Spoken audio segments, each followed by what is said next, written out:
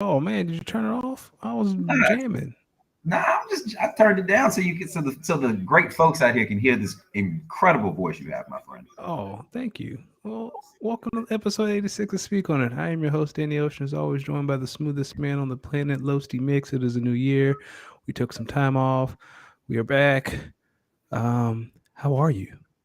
Man. Happy New Year, my brother. It's always a pleasure to be here with you folks. If you are watching, you already know when you see this Nas fade, and this is really not a fade. When you see the all even with the waves all around the 360 waves, Oh, no, it could only be one brother, the good brother, Los D Mix, Danny Ocean. As always, it's a pleasure to be here with you, my man. I mean, I was hoping that we was gonna be coming in here hype off of maybe one of the best national championship games in a while. It was quite literally the opposite, but it's okay because yep, I only watched a half. And yep.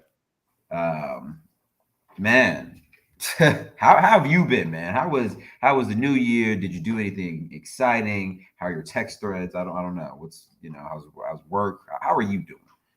I am doing great. The holiday was great. New Year's was great. So my wife and I ended up hosting New Year's at our home for the first time.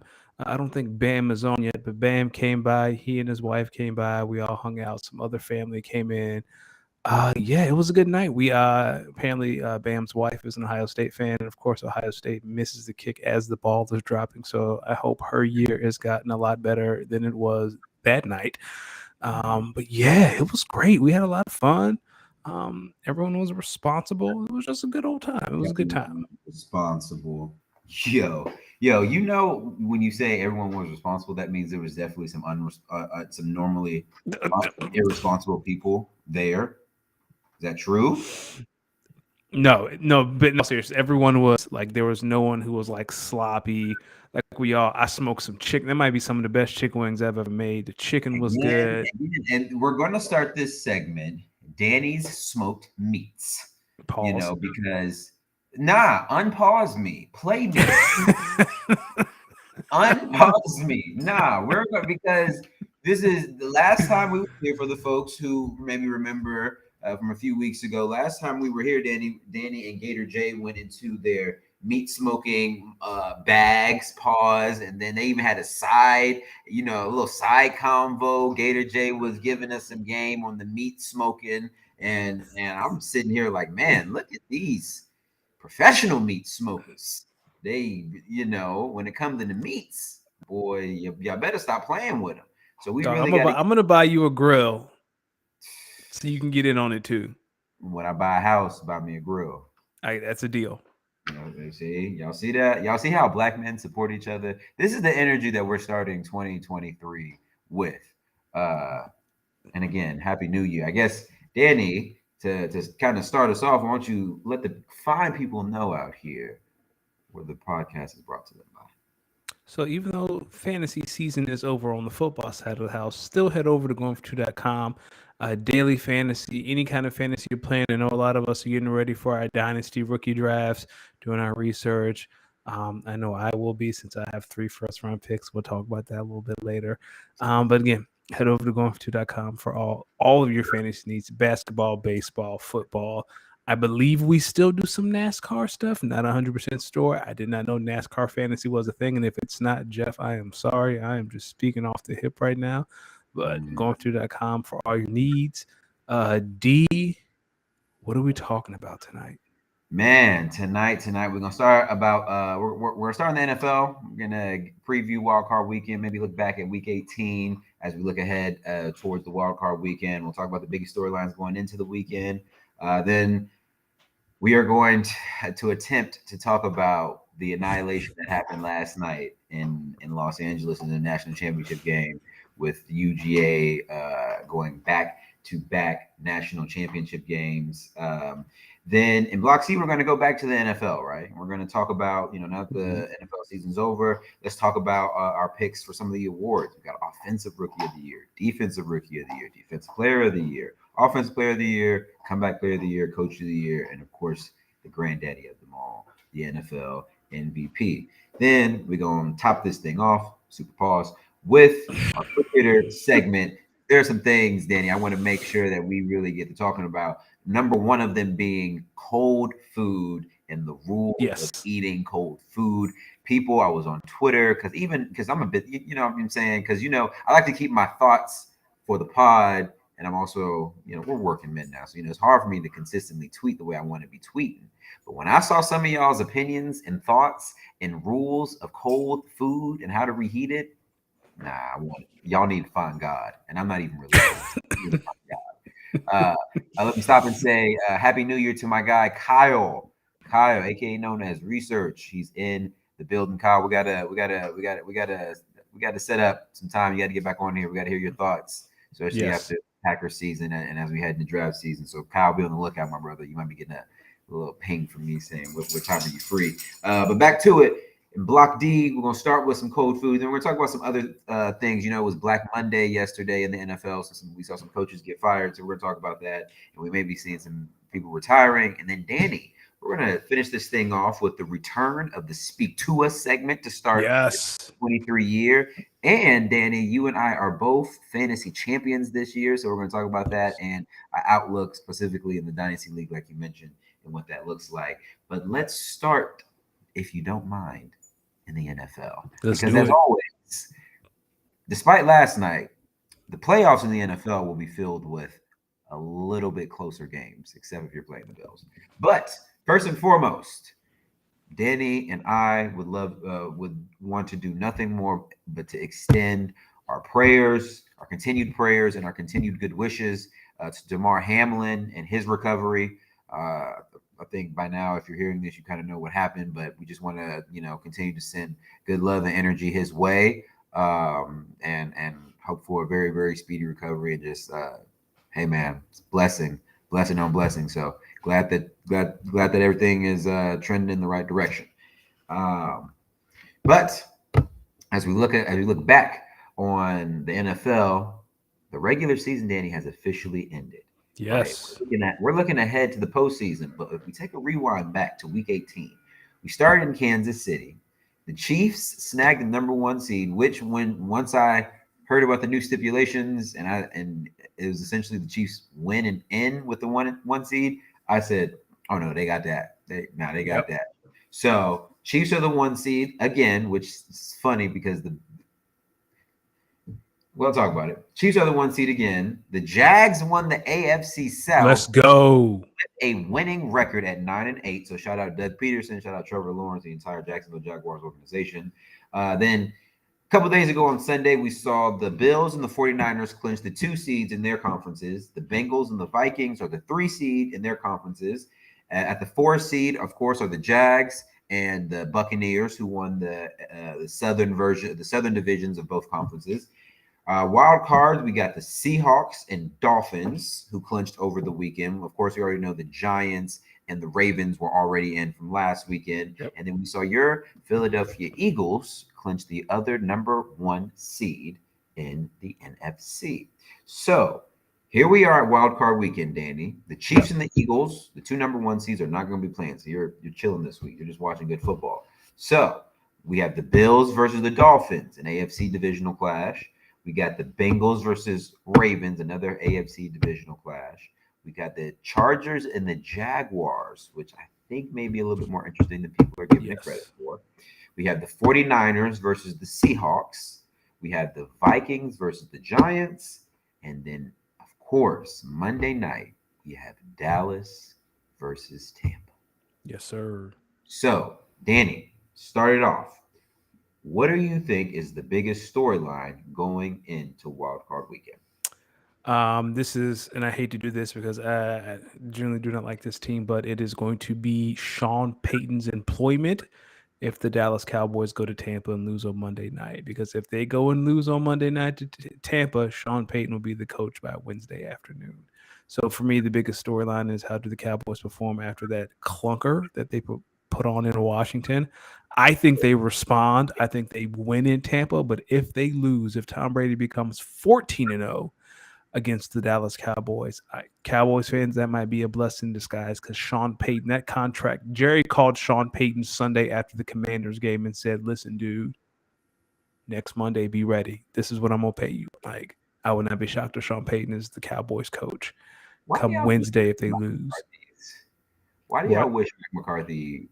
I hear so many Cowboys fans and Mhm. pundits like he's got a good track record. I mean, they listen. They're no. I'll let you go. I'll let you go. Go ahead. You can't lose. That team cannot lose to a losing team. Like Same. Tampa has is under 500. You cannot lose to Tampa. Like I know they have a great defense and that's Tom Brady and you're in Tampa, but dog, you've had the highest scoring offense with Dak. Since Dak has been the Cowboys quarterback this year, like they've had the highest scores offense. Granted, he's tied for most picks in the league with Davis Mills, which is insane because Dak missed 5 games, but you cannot go to Tampa and lose. Like I'll take this. If you lose like on a field goal, time running out, Jerry might look the other way. But if you go to Tampa and you Yeah, lay it's a tough. clunker, Yeah, Mike it's ain't gonna tough. have no choice. Yeah, it's tough. I guess for me in terms of storyline. Well, first, uh, I'll speak to Dallas and Tampa. I do think some of the people in the media, some of the pundits, some of the opinionated people, like maybe a smidge too hard on Mike McCarthy. You know, I mean, like some of the things, some of the boneheaded, some of the how do I say this? Some of the outcomes of these games have been in positions where I think things may have been added. Like some of these picks are not on Mike McCarthy. Like what you know No. what I'm saying? At what point do we start looking at some of the personnel? I mean, yeah, I know you're paying Dak all this money, but dog, Here's the stop. thing about McCarthy. If Sean Payton wasn't out there, this wouldn't be a story. Like, cause there's no other head coach right now. There's no other name out there right now that you can say, oh well, you can do better than Mike McCarthy, other than Sean Payton. That's And it. this Like, this story keeps getting brought up though because I think somebody is feeding the media information on maybe this is who could really do like maybe this is someone who's maybe trying to get a certain Sean employed by the Dallas Cowboys, so they're feeding information to the media. I just when you look at this team, I'm going to be honest with you. If Mike McCarthy ends up getting let go, I see the defensive Quinn. coordinator. I see Dan Quinn taking over before I see Sean Payton. Well, I think I see Dan Sean Quinn's Payton going to being get a brought head in. coaching. Listen. I think before I think for some of these teams specifically who went and fired their head coach, the question I would ask them would be the same question I would ask the Dallas Cowboys if they make this move.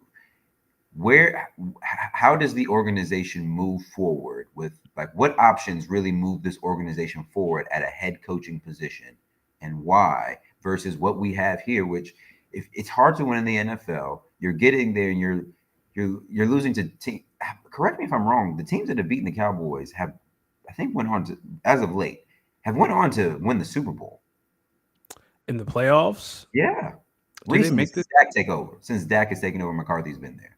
They had the Bucks. I believe we had the Bucks 1 year. At the Rams, I know that. I might be crazy. I might be off. Did they have the Rams last year? I think they did. I know No, they had Eagles the went to 49ers. Tampa. They had the 49ers last year. Yeah, I've said because that was the QB draw. Yeah, you're right. So I'm wrong. Excuse me. But look at that's essentially the same team in San Francisco right now. And they could It's potentially. true. But I just think that's the only question I'd have. But when I think about the biggest storylines heading into the weekend, I think it starts in Baltimore. There's no Oh, way. There's no way the Ravens beat the Bengals or have a chance to beat the Bengals without Lamar Jackson. But Lamar Jackson hasn't practiced. I don't think he's practiced all week. Um, or I don't know about the latest injury report, but I don't know if he's practiced all week. Like, and my other question is, would he be ready to play? Would he be in game shape? Would he be? This is a really good Bengals team. But this a week ago, this was a team who put out Anthony Brown, and if Lamar can't go, they're likely going to put out Tyler Huntley. Yo, you need Lamar. let me ask you something. Do you think Lamar, I don't want to say milking it, but do you think Lamar is taking his time coming back because the Ravens didn't give him that contract? Yes, and if Me I was him, too. I'd do the same thing.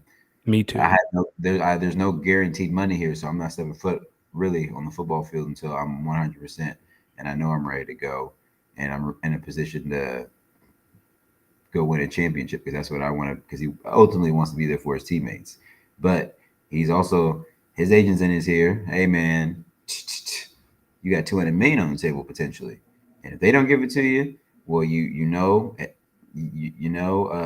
Atlanta might be looking for a quarterback. Shit. Who else? The Texans might be looking for a quarterback. I mean, there's teams out here that are looking for quarterbacks. That will give up assets to get one. And will give up assets to get one. So, potentially his agent's looking at him and telling him, hey, if the Ravens don't give it to you, there's teams out here that need a quarterback. If you're gonna I fully support you going out there for the playoffs, since he's been an integral part of their success this season. I think we can say Lamar Jackson has. So if you want to go out there and go for the tournament and see if you guys can win a championship, go. I don't think his agent's not gonna tell him no, but be safe. Don't step out there unless you fully 100%. Don't you know what I'm saying? If he has a contract, he might go out there maybe a little nicked up. They want to give him that money. Listen, going back to our Cowboys take, Kyle said he'd like to give me some credit. He said since 2000, the Cowboys have made the playoffs eight times, with a ninth being this year, and 4 of the 8 teams they lost to in the Super Bowl went to the Super Bowl. However, only won one.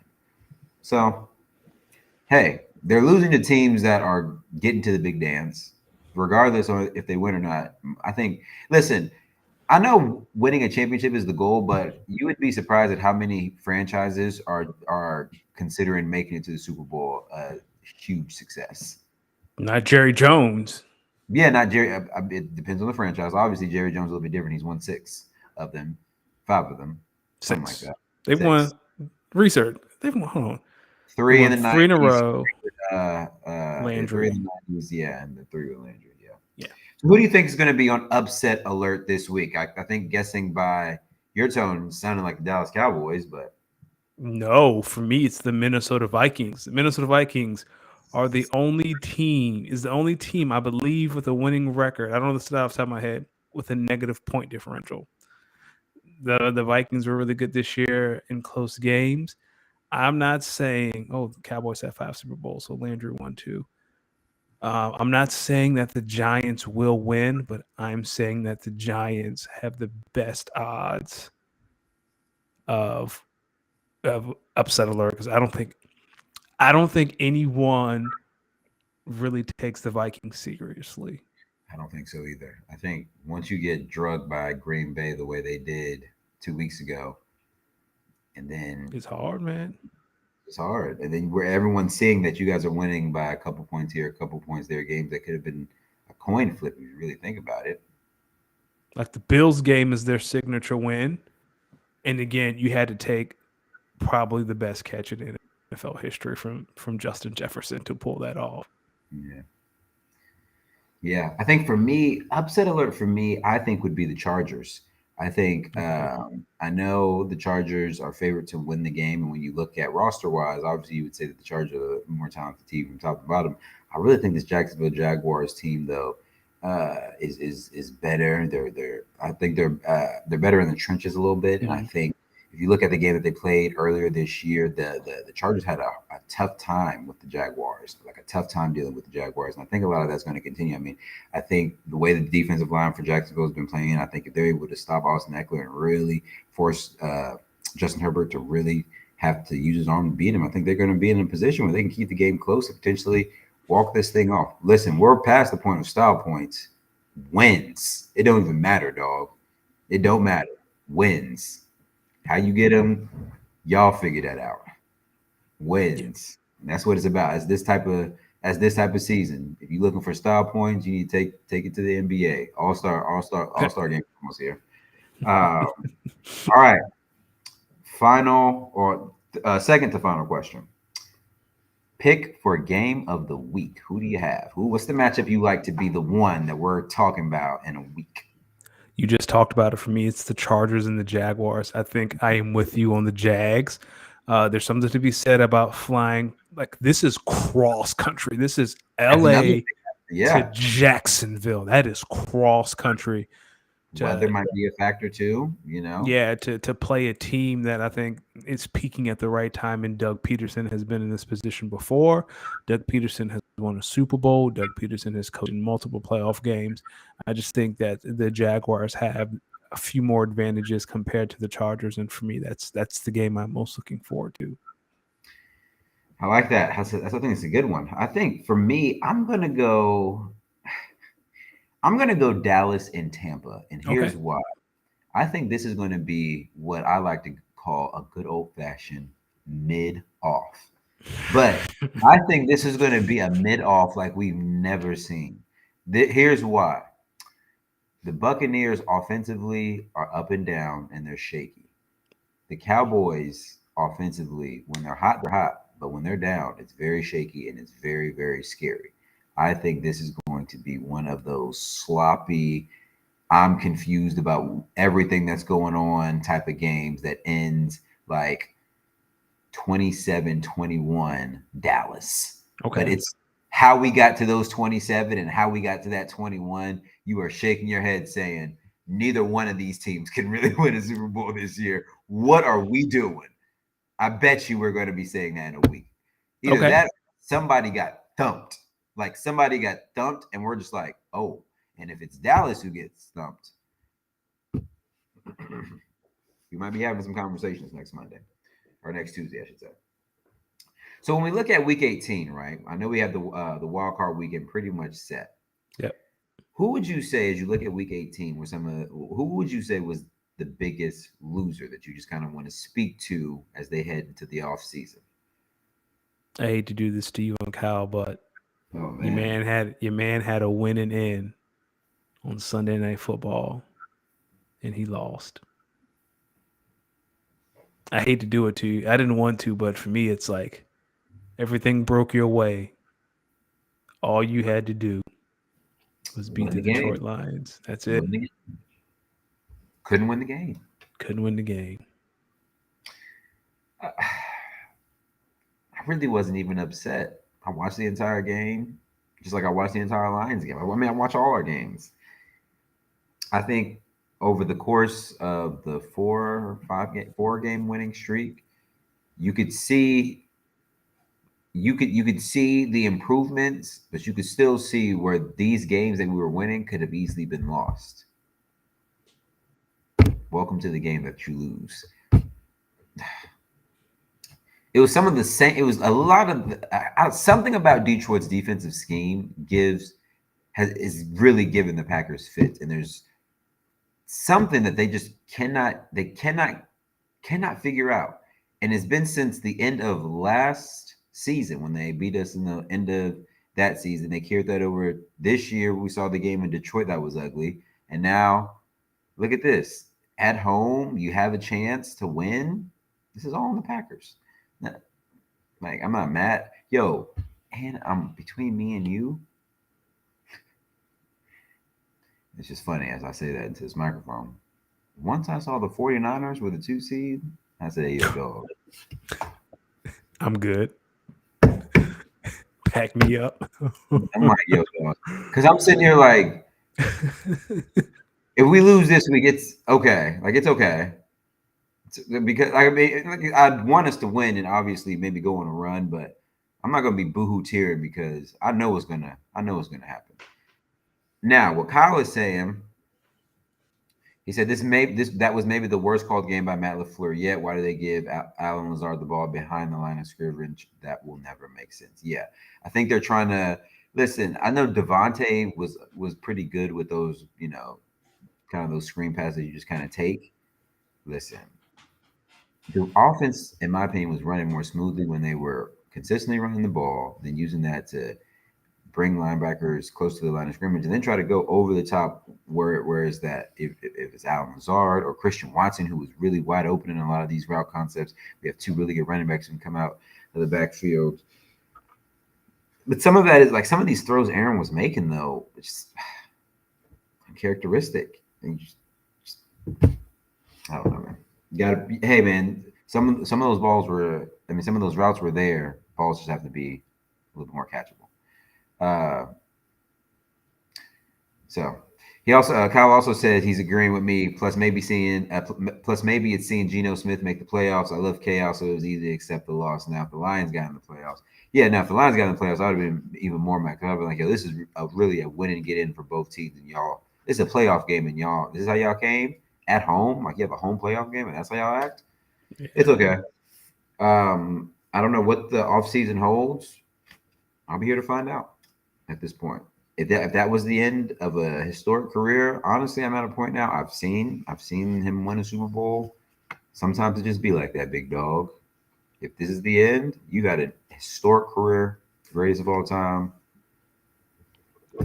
That's a T-shirt. Sometimes be like that, big dog. Yeah, like salute. Hey man, it's not all Tom Brady. Somewhere Dan Marino was just wishing, yo, dog, I could have just won one. Yeah. Somewhere Trent Dilfer is saying, hey man, I'm happy I won my one. Tom is just Tom.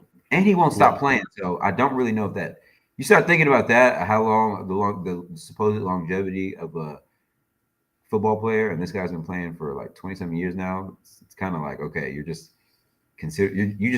like maximizing the ultimate opportunity to win as many championships. So hey man, we'll see. Right? If he comes back and do it over again. I guess if he doesn't come back, I mean, he's got 50 million reasons why. If he don't come back, hey, you've had a historic. Like, you know what I'm saying? I'm at this point. I've just accepted the outcome, and I'm like, I'm okay with it. We'll see. I guess we'll see. We'll see. All right, my man. We got to sit here and attempt to try to break down what happened yesterday in the college football national championship. Do we? Yeah, we do, because I was pushing an agenda for the later half of the season, and it came back to reality.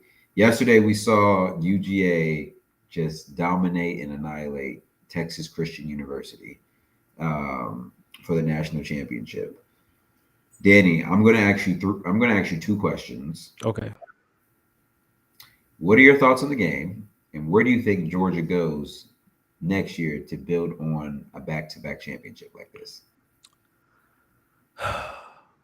For TCU, I know there are a lot of TCU fans last night questioning their faith in God, because you had to be asking yourself, God, what do we do to deserve being crucified like this in front of America, in front of the world?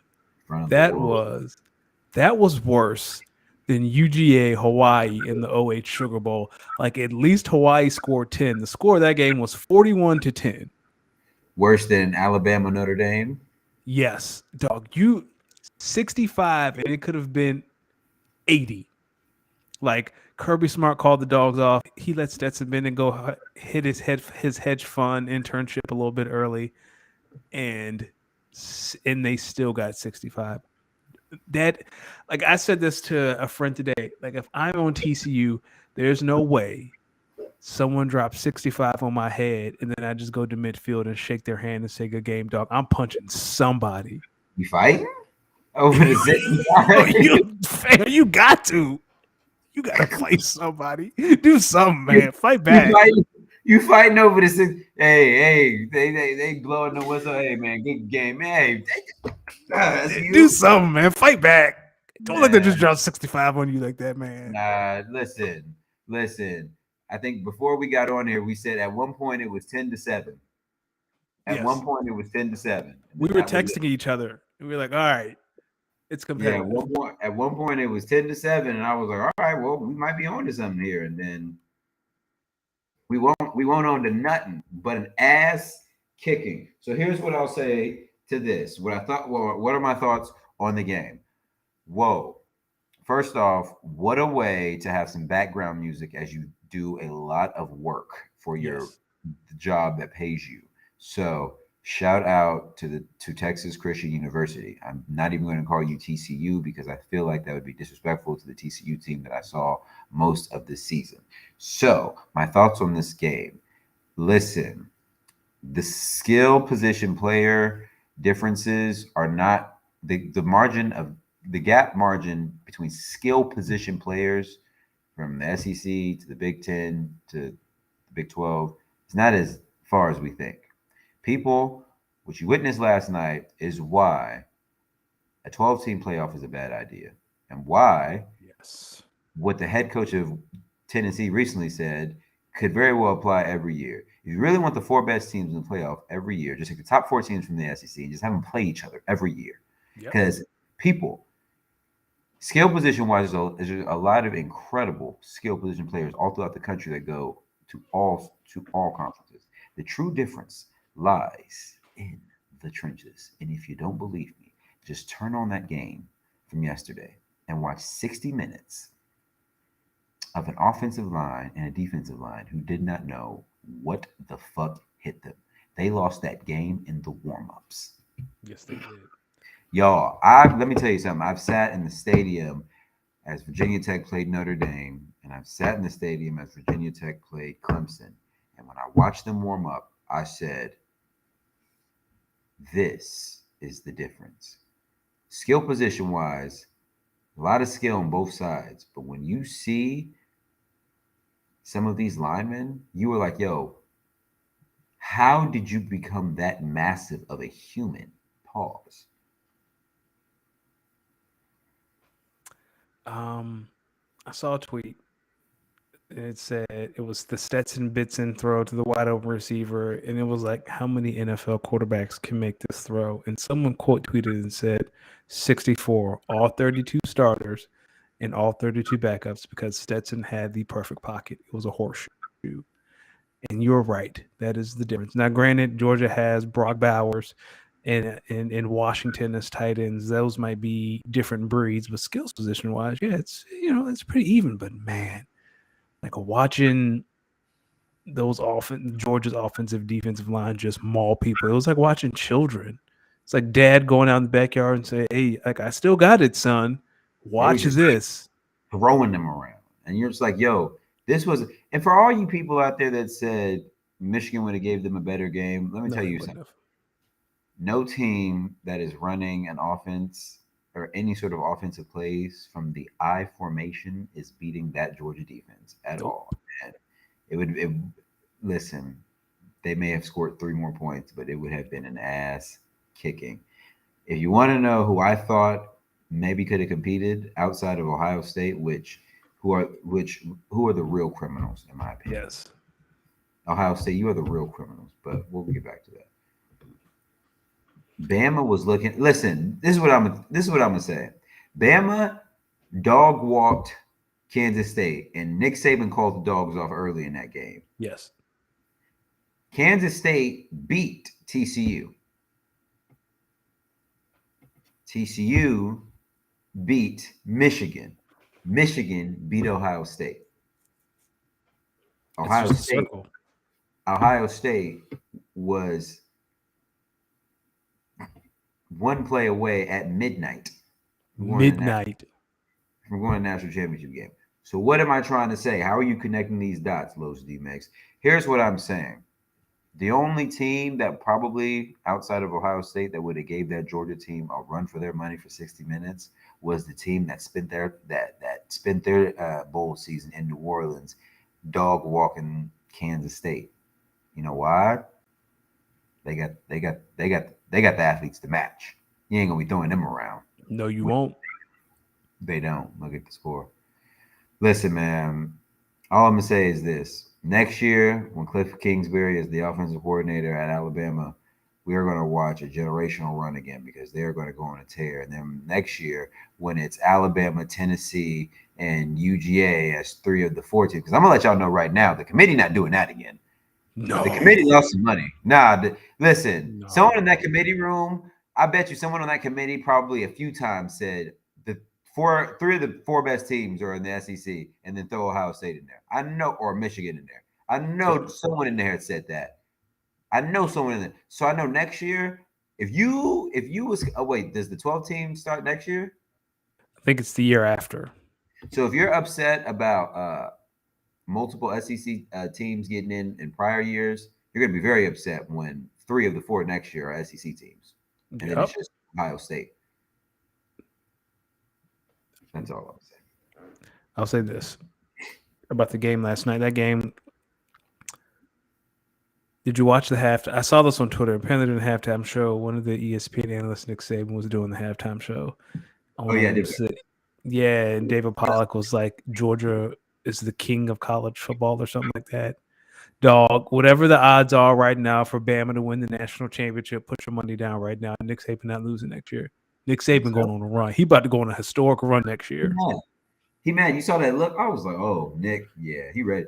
Yo, what's funny was you could tell in the pregame that Nick knew what was about to happen. You could tell by the way he was analyzing. He knew what was about to happen. And at halftime, he was just talking as if he was out there coaching. Yeah. Like, yo, we playing for pride at this point. We still want to be respectful to the score.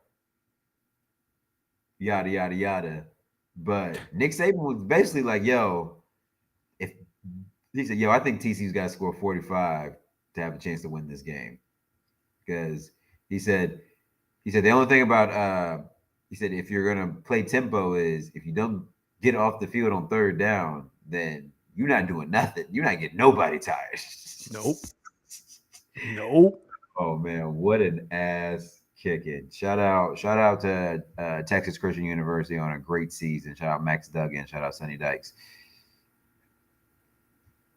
Hopefully we'll see you win the Big 12 next year. Dog, can you imagine Oklahoma and Texas watching that game? Like, shit, man, this SEC life ain't gonna be sweet at all. What they're banking on is with them being in the SEC, then they'll start recruiting more. They'll start nabbing at some of those other schools. Oh, good luck. Too much tradition going on down there, boy. Yeah, good luck. All right, going back to the NFL, man. And Kyle in the chat said Nick Saban's about to win three national titles in the next 2 years. Yep, that makes sense to me. Dog. He also said TCU is basically the 2021 Packers special teams. Yes. Swiss cheese. Take Bama. Whatever. I think the odds were plus 2,000 this morning. Take the odds. You saying David Pollack may have spurred a run?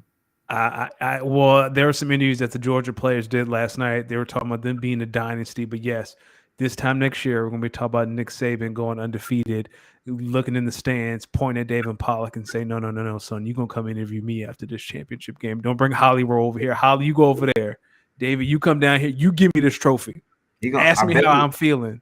I bet you he's going to remember that comment. He's going to say, I took that personally. Yeah, he did. He said it with his eyes, dog. Alabama going on a historic run next year. He gonna be Bill Belichick in 07. It might be. Now they're gonna lose a game. They're gonna lose one game. Dog.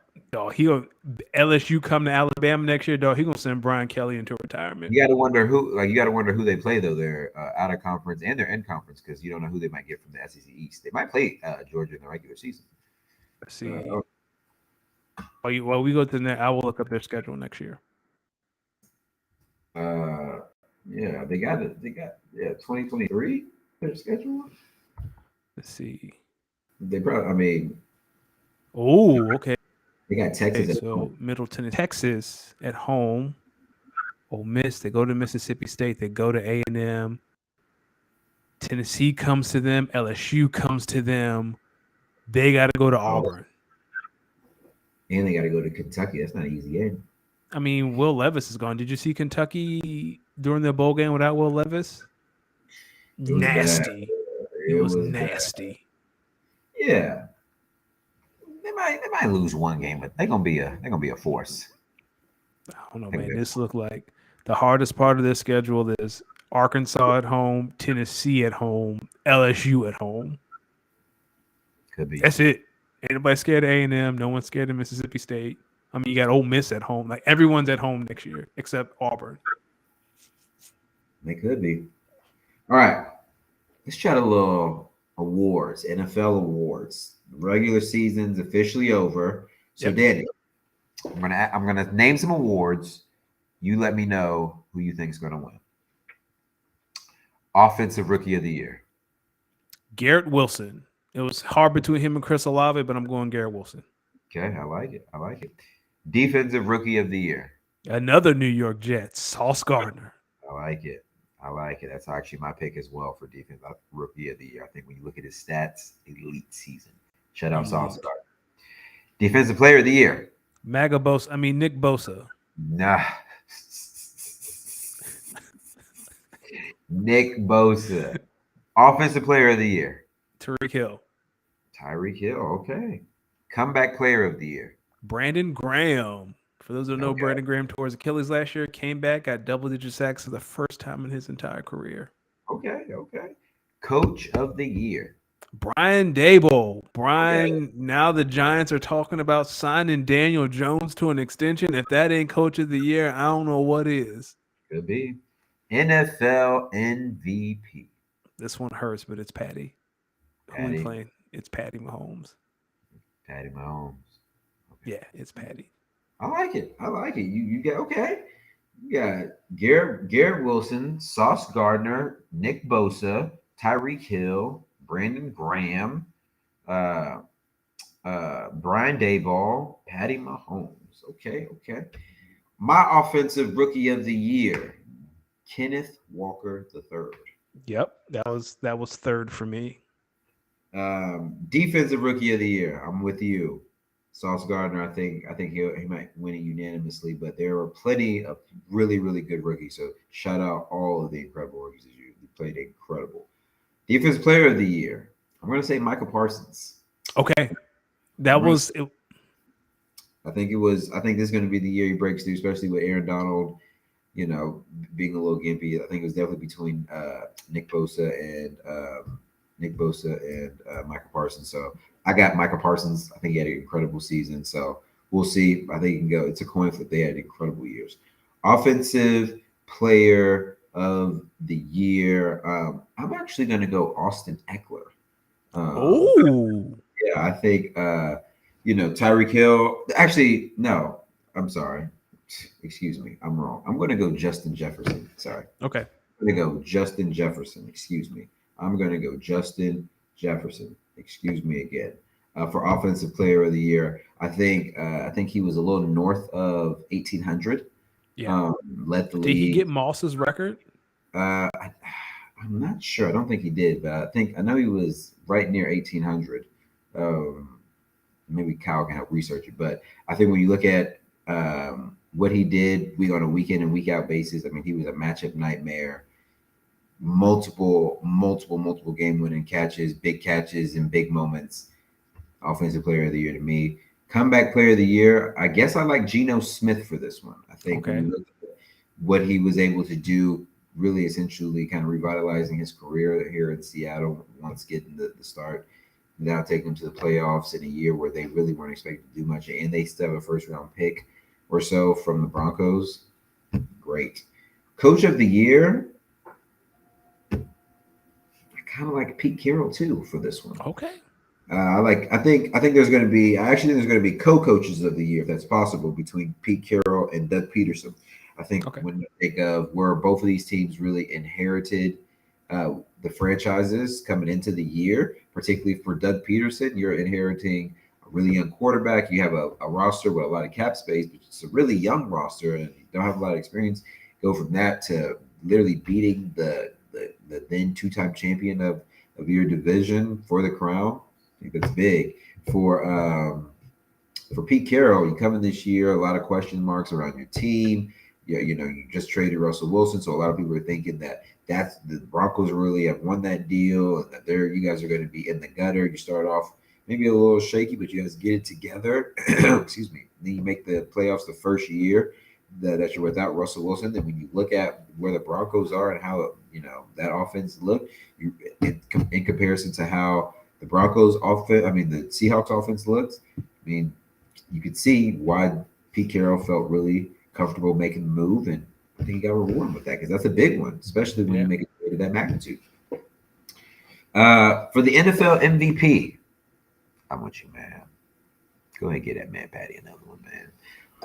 Go ahead and get that man Patty another one. Go ahead and give Patty another one.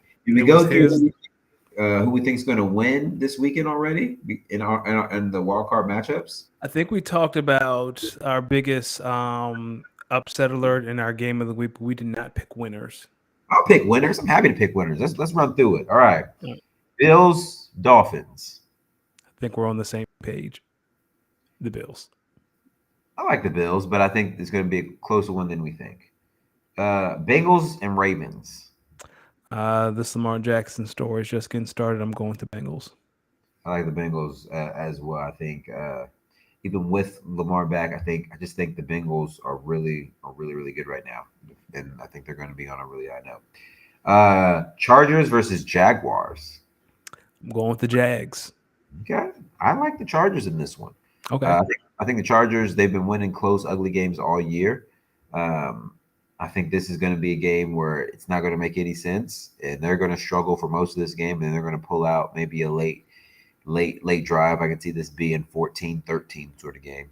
Okay. 49ers versus Seahawks. I want to say the Seahawks because it's rare that you beat a team 3 times in a row, especially in the same year. But the 49ers are just too good, and it's in Santa Clara.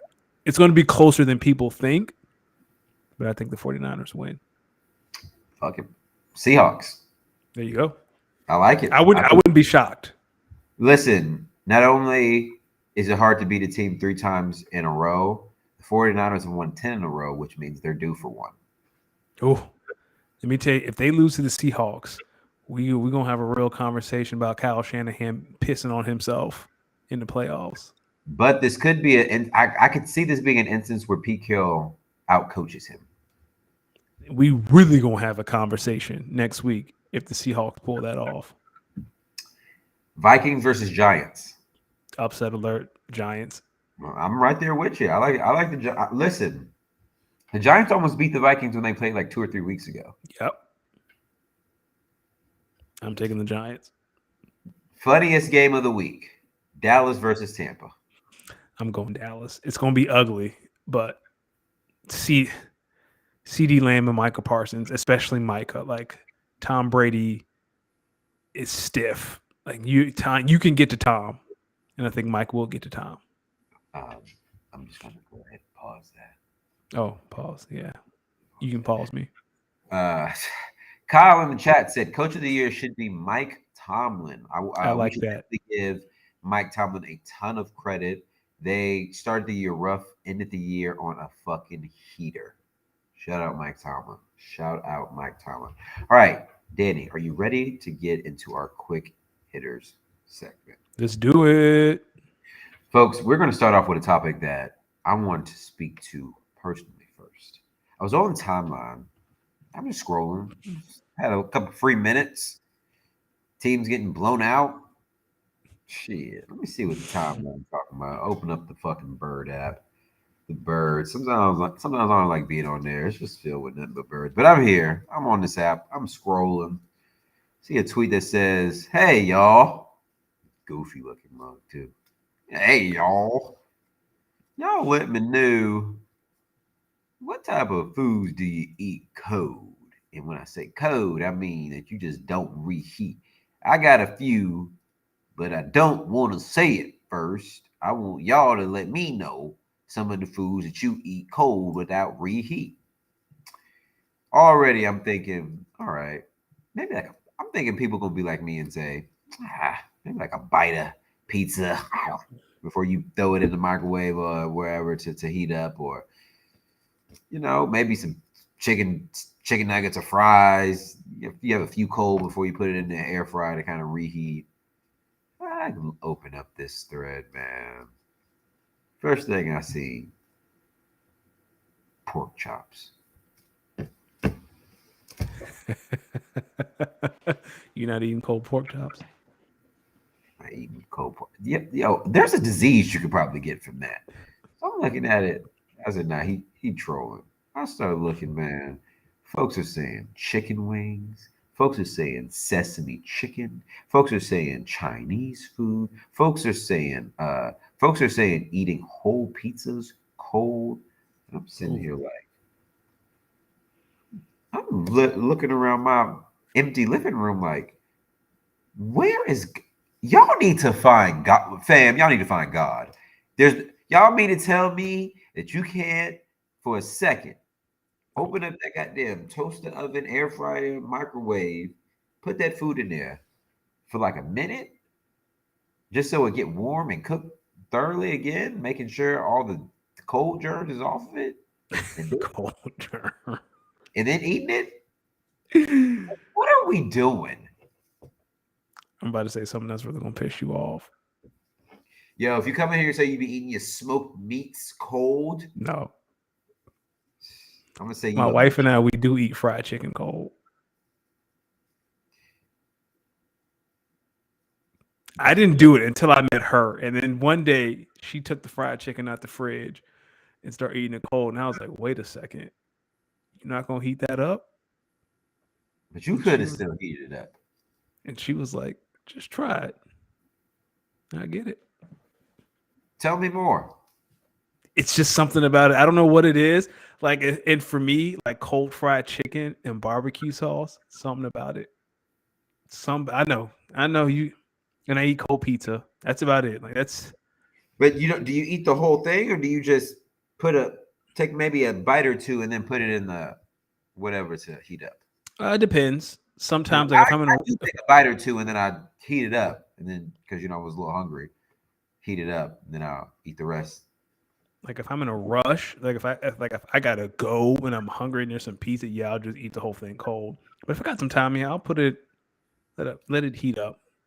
Listen, if you out here and you're eating cold pork chops, before you go to that Yes, doctor that's probably going to tell you that something is maybe mentally wrong with you, I just need you to know that you need God. yes, If you're out here eating sesame chicken and whole Chinese entrees cold, yeah. like first off, how the hell did you order Chinese food then didn't eat that much of it that you have enough to warm up? Yo, I be cranking a lot of Chinese food that first night. I be cranking because it's one of those meals. I crank like the first plate, might let it settle. I'm gonna get that second plate Oh, though you coming back? Wow. Okay. Well, I know because the there's a Chinese Chinese food spot because the that I Chinese go food to. is busting. I love Chinese food. I might get some this weekend. There's a Chinese spot I go to that gives you enough food for 2 meals. Like they just be Yeah, they do. Chinese wings got better wings than black wing spots. no, that's a lie. I just had to ask, see where you was at on the fence about that. Speaking of black, the Texans have fired another No, black fam. head coach, Lovey Smith. This is this is the second one and done head coach that they fired, and the last two just so happen to have been brothers. Maybe the last three. No, the last three because Romeo Crennel was an interim head coach for the back half of the season after they let go Bill O'Brien. So the last three head coaches or coaches of the Texans have been brothers. They've been let go. The last two have been one and done. Danny, question I'm gonna ask you. Explain to me how one could say that this Texans job is attractive if you're a head coaching candidate. They can look in the mirror and say, "Well, the police wouldn't pull me over because I drive a Corvette. That job was for me." I ain't know Jim Crow was the owner of the Texans.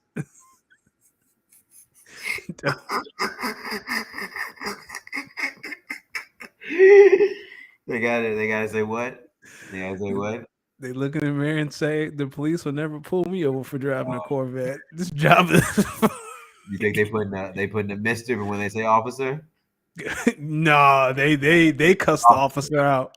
Oh man, they're giving him some words. Yeah, Hey, buddy. yeah. That's that. Yeah. If you can look in the mirror Listen, and say, pal. What do you "Yeah, eat, Dan?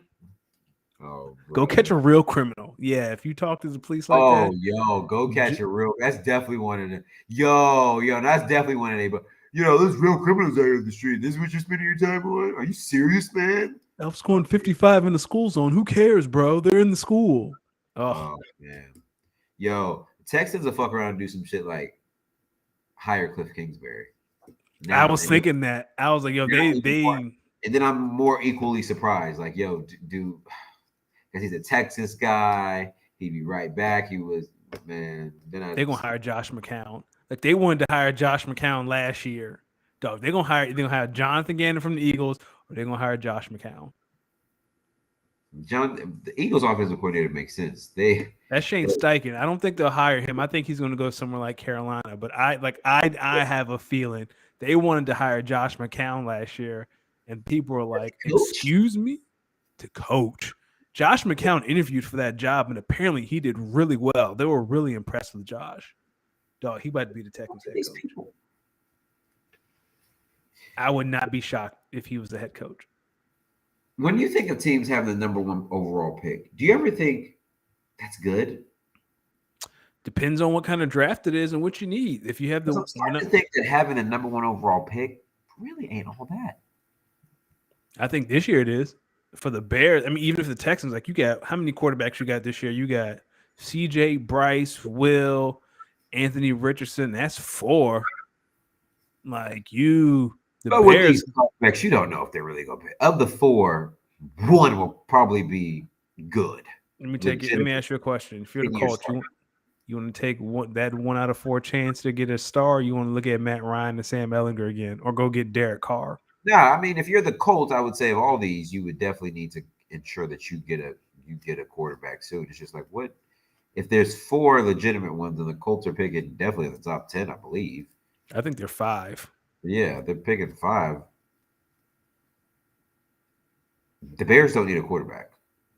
So yeah, I keep seeing people like trade Justin Fields. No, that's stupid. Listen, Justin Fields. Listen, if you out here think the Bears should trade Justin Fields, what I need you to do is walk to your nearest mirror and say, "This is why I am not paid to coach or have anything to do with any football organization, because I'm a dummy." And that's okay, because the Lord and you do not know what you do not know, and that is you do not know football. No, Kyle says, do Josh McCown and Jeff Saturday end up on the same staff? I think Jeff Saturday has not seen the inside of the Colts organization. I mean, the Colts facility since probably a day or two, or since probably yesterday, and I don't think he will anytime soon. I don't know about Josh McCown. When the Colts hired Jeff Saturday, I said, this is Jim Irsay's way of backdooring to tank, because he couldn't tank openly, and it worked like a charm. He's 5 now. He said Frank Reich was just trying to win too many games. Yeah. He said, I can get my hands on Bryce Young potentially. Hey, Jeff, what you doing? Come over here for 12 weeks. Maybe. Kyle says trade Justin Fields to the Packers. That's whoa. Got Jordan Love. We got Jordan Love. I'm ready to see him play if it's his time. Speaking of coaches that also got fired, I know we mentioned earlier, Cliff Kingsbury. By the Arizona Cardinals, which if you've been watching Hard Knocks, I think after every single game, you can kind of tell he knew it was coming to. So, how do you view the attractability of the Arizona Cardinals job? Backtrack real quick. Indy has the 4th overall pick, even better. I don't think that Arizona job is as attractive as you would think it is. I know everyone talks about Kyler Murray, but he seems to be really difficult to work with. And if he doesn't like you, he's going to disrespect you openly in front of everyone. And I know he disrespected, what did he say to Cliff on the sideline that one game? He told him, chill the fuck out. Like, dog, you don't talk. I don't think that job is as attractive as people think it is. I think the Texans job, even with all the turmoil, would be more attractive than the Cardinals job, because I think the Kyler Murray thing, and I think Kyler's going to have some say in who his next head coach is going to be.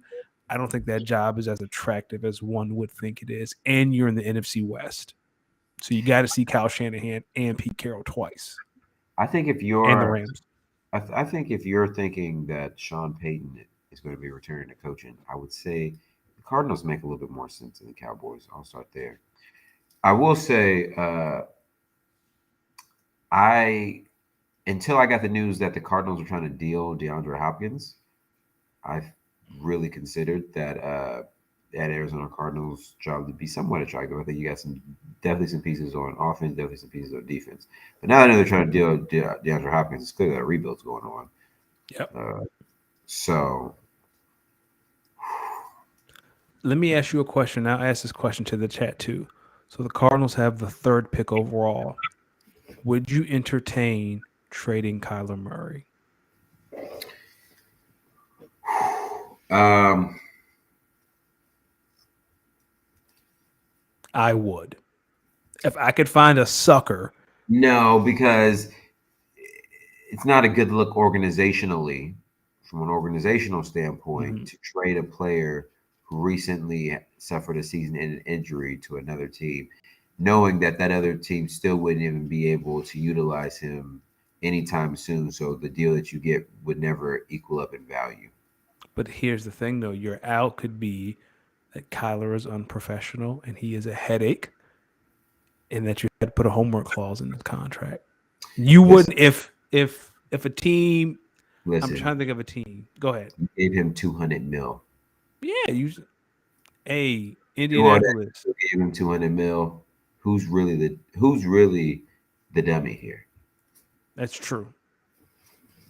So Do you think a team like Vegas would be interested? Granted, he'd be hurt, but you got Devontae, you got Waller. You might re-sign Josh Jacobs. no. No, okay. Listen, I think the Cardinals are going to keep Kyler Murray. I think he's definitely in the plans.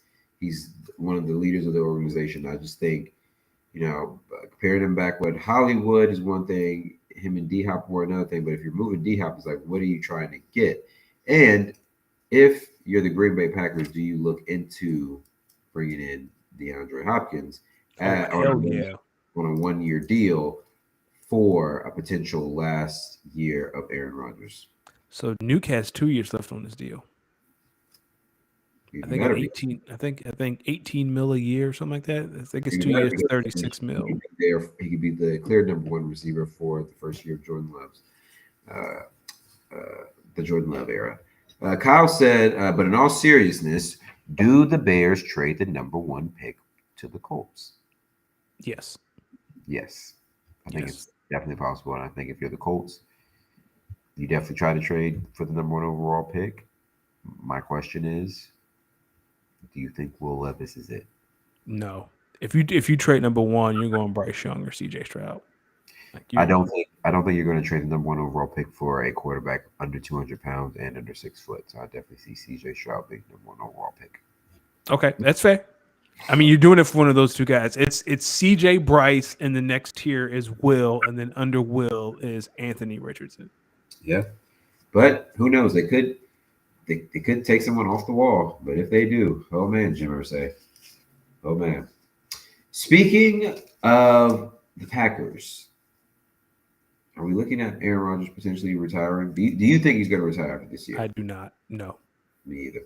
Especially with the news of DeAndre Hopkins potentially being dealt. I think he's tapping on some doors saying, hey, if you can get him on a 1 year deal, you got me on a 1 year deal. And this is it. Dog. Aaron Rodgers is going to follow his predecessor, Brett Favre, and he will be a New York Jet.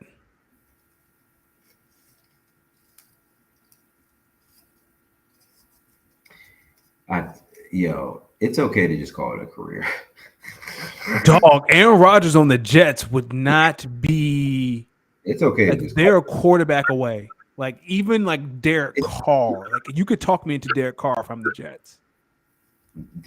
I would say in the case of Rodgers, I think with him, I mean, he's made crazy breads. It's not the money thing. It's more just the legacy thing. And I think with him, he's like, yo, I got 4 MVPs, I got a ring, got all these records. What am I really still? He at some point he's going to reach a. What am I really still playing for? I'm ready to be done with it. I think he's nearing that time. JET. Let him on the Jets really even do anything because you know that he's eventually on his way out.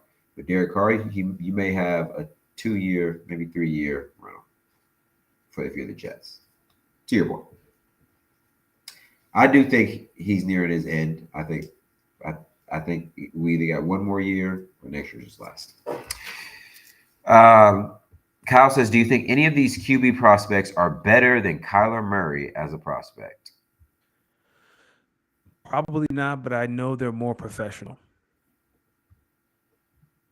I know I don't have to put a homework clause in Bryce Young or CJ Stroud's contract. I know that. Oh, we don't know that. We don't know that. We don't Jay know that. Glazer ain't never lied to me before. If Jay Glazer said there's a homework clause in that man contract, I believe Jay Glazer. Yeah, yes, you're right there. Yeah, I mean, I would say I don't think none of these quarterbacks are better prospects than Kyler Murray. So I would say, hey, if you're the Cards, you keep them and you try to build a team around him, man. Like he's taken you to the playoffs before, so he can get you there. Yeah. Just what are we doing here? Put some athletes around. Which also brings me to the point of our next one, of our next quick hitter. The importance of really taking advantage of your championship window. Yes. And why that 3 to 5 years of a true championship window is pivotal. I'm gonna name a few teams across sports: Dallas Cowboys, Los Angeles Clippers, Phoenix Suns, Golden State Warriors. See how the difference in three, I mean, the similarities in three, but the difference in one. Yeah. Danny, why is it really important to really take advantage of the championship window? And give me some organizations you think really have maybe done the best jobs maybe in the last since the millennium, turn of the millennium. I think the answer is in the question, right? You talk, do you want to be remembered as the Golden State Warriors? Do you remember as the Lob City Clippers? Ooh. Or the Like, or the PG-13 Kawhi Clippers. yeah. Like that Clippers team had JJ Redick, Chris Paul, a young DeAndre Jordan, a young Blake Griffin, Jamal Crawford off the bench, and I know I'm missing someone.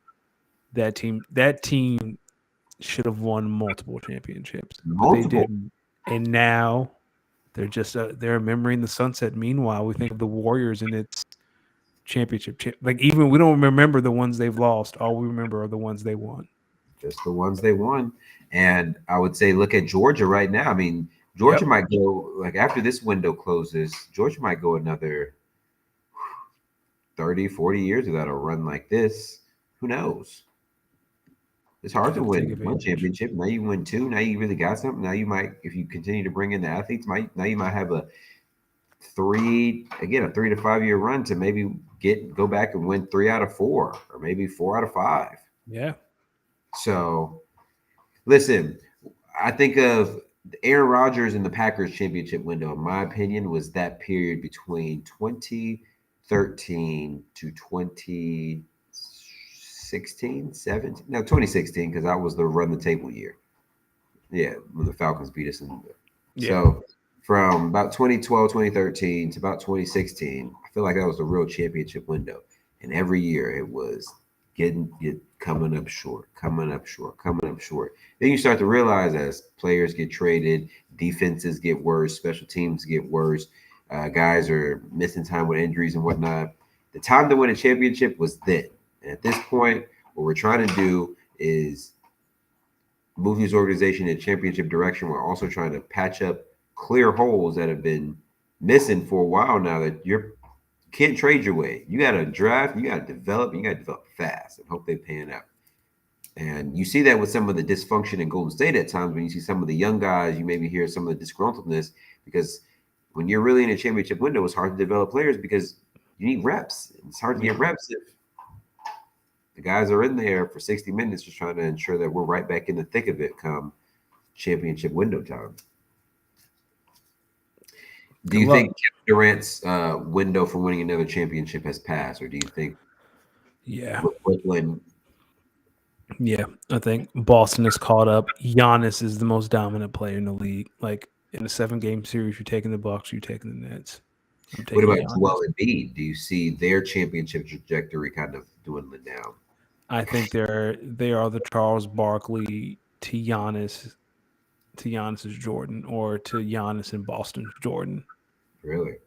Yeah, I don't like what do the I know the Sixers are top 4. You've got 2 MVP seasons out of Joel. He's putting up great numbers again, but they're still what, 4th in the East. Now granted, Maxi's been hurt. James has been hit or miss. But like what are you gonna do? Trade Tobias Harris? Like what player can you get to put that team on the same level as Milwaukee? Hey man, I mean, I don't know. I mean, Milwaukee's really good, man. They're really Yes. good at multiple And Chris positions. Middleton's not even playing well, and neither is Drew. That's the thing, right? They're not healthy, and Giannis has still willed that team. Yep. And look at Kyle coming in with some notes. So he said the Packers made the playoffs 8 straight years from 2009 to 2016. That's a championship window that at least gave one championship. Thank you, Kyle. And in this era, I can remember each loss in this 8 years. I mean, each loss in the 8 years more than I still remember the one championship, of course, when watching that. But I can give you more vivid details of some of the losses that they've had because it's just been inexplicable. Yeah. And like some of them, you've just been like a punter, like a block punt. Really? That's how we lose? Or a fumble falling off of Aaron Rodgers' foot that the defense takes for a pick six? Really? Or Julio Jones going absolutely nuclear because the defense that was susceptible all year finally caved and broke. Kyle also said that the Boston Bruins made the playoffs 29 straight years, Wow. 0 Stanley Cup. That is not taking That. advantage of a championship window. Yo, if I'm Ray, let me tell you something. I got some thoughts. I got Buddy. some thoughts. All right, Danny. Before we get to our speak to us, let's talk Yes. about fantasy football real quick. Let's do it. So you and I both came away champions. Yes, we So did. I'm going to start by saying how many leagues I was in, where I finished. I'll talk a little bit about my championship run. I'll speak to the keepers, and then I'll let you speak to your championship in our dynasty league that you won. And then we can have a little bit of discourse about the off season for a smidge. And Okay. then we end this thing off with our speak to us question. How does that sound? Let's get it. All right. So, Danny, I was in 5 leagues this year. All 5 made the playoffs. My work league, I lost in the first round, the wild card round. It's okay. That team was really nicked up. It was really banged. I went with the one RB, multiple wide receiver strategy. It panned out, and I was cooking until Cooper Cup started getting hurt. Then it just went downhill from there.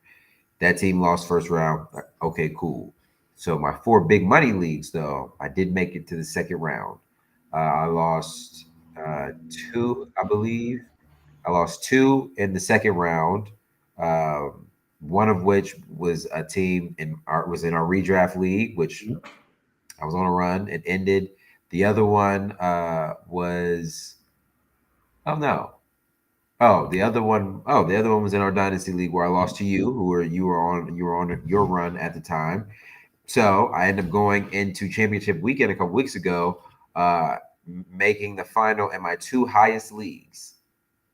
And team that I was a little bit more confident in winning ended up losing by 9. Ultimately, it came down to me benching DJ Moore and starting Juju Smith-Schuster. Oh yeah. I had, but I did have Patrick Mahomes. I did have Travis Kelsey. So I was all in on the Chiefs' offense. I look back on it. I mean, the previous game versus Denver, Juju had 24. So that's what I banked. I was like, oh, so they have a combination with versus Denver. They lost. I'm not really upset. Still got 200 back. The original buy-in was 100, so I netted 100. Okay. But that was my second most expensive league, which means, people, I am the champion of my most expensive league. Let's go. That was a good 9. And boy, what a season. Listen, I was tied for the best record in the league, but no one believed in my team because I didn't have any of the sex. I didn't have like a sexy roster. Like I was led by Patrick Mahomes, that was my quarterback, and CeeDee Lamb, who are both coincidentally who are going to be my keepers this year. It's a keeper league, 2 keepers. Okay. So this year I'm keeping Patrick Mahomes and CeeDee Lamb, but I just led on them, and then I also had Chris Godwin. Leonard Fournette was giving me some good points for the end of the year. I also had Jamal Williams, and I had Devontae Smith. So really, it was just a combination from week to week, figuring out the best lineups. I finished 10-4 in this league, and in the playoffs, I beat. I was a 3rd seed, and I beat the 6th seed. Then I beat the top 2 seeds, and I smoked them. So I had to talk my cash money. Do it. So I'm a champion again. And I would consider this fantasy season a really big success. I wanted to win. I came into the season wanted to win a championship. I did that. I could have had two, but one is good enough. And next year the focus, Danny, will be winning my own leagues because I'm getting disrespected too much in my own Yes, you leagues. are. And I'm getting You fed are. up. Go ahead, my brother. Champ. So I was in 4 leagues. One was a Yahoo league with some old coworkers. Really didn't pay attention that much to that league. I got 8th. I'm in a charity league with some friends. I've been the 1 seed. I have been dominating all year.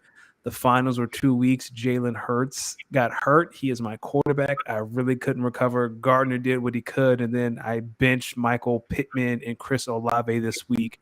And they had great games, and that was the difference. So I lost. I got second in that league. Redraft league, same thing. I kind of started taking over mid-season.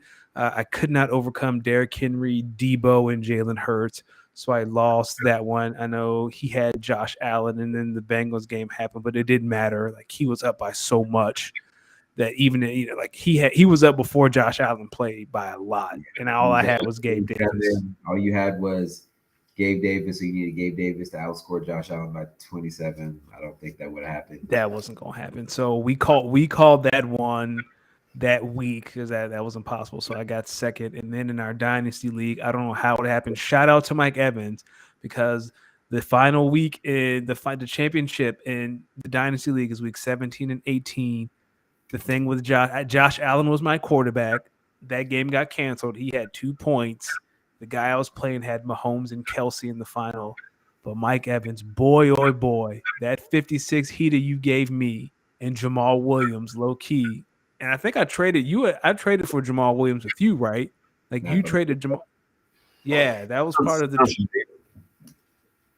So I ended up winning. I snuck in. Was it the last week of the season as the 6th seed? Yeah, and I ran the table. Shout out to Mike Evans.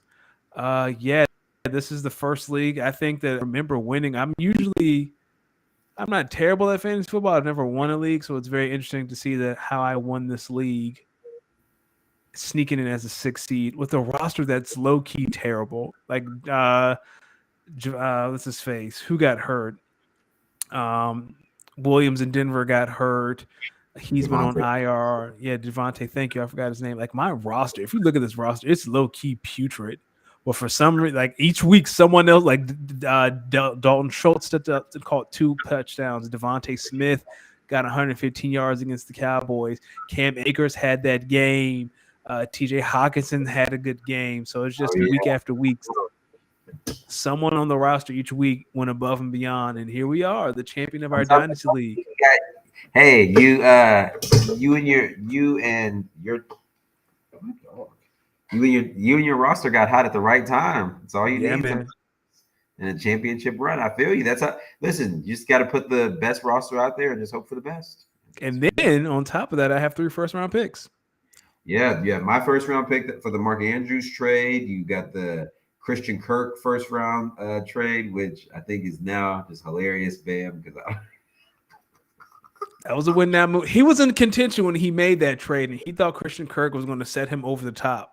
Yeah. I mean, it was a gamble. It didn't pay off, but now he has the 4th pick, right? Yeah, he has the 4th pick. Okay. Yeah, my dog is real needy. Yeah.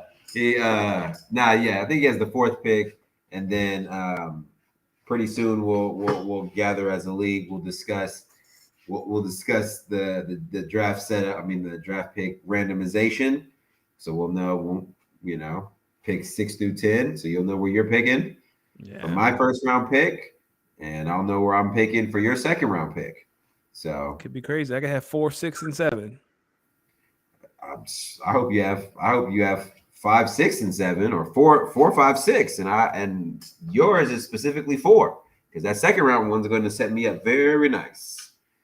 And as I look ahead, I'm gonna have two second-round picks. So I think I'm gonna hopefully have some. I think as I look at my roster, I mean, I gotta think. Jonathan Taylor was out. Zach Ertz was out, so I'm already looking at some potential roster fills. I think quarterback will be a interesting position for me and my team because I have Lamar Jackson, Tom Brady's my backup, um, and Jared Goff. I also believe I have on my roster. So maybe do I roll with Jared Goff potentially as a starter next year? Well, no, we'll figure it out next year. Danny, last thing before we get out of here is our Speak to Us segment. People, we have a Speak to Us question to start the year off, and it's a good one, Danny.